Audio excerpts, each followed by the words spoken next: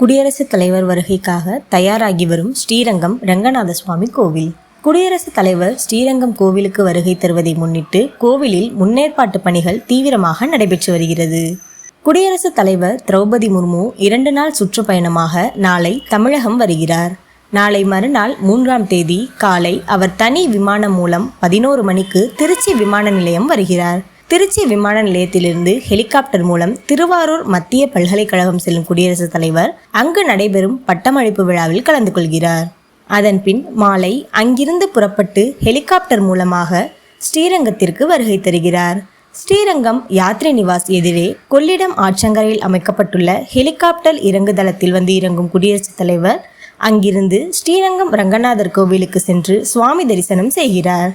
குடியரசுத் தலைவர் வருகையை முன்னிட்டு முன்னேற்பாட்டு பணிகளும் பாதுகாப்பு பணிகளும் தீவிரமாக நடைபெற்று வருகிறது.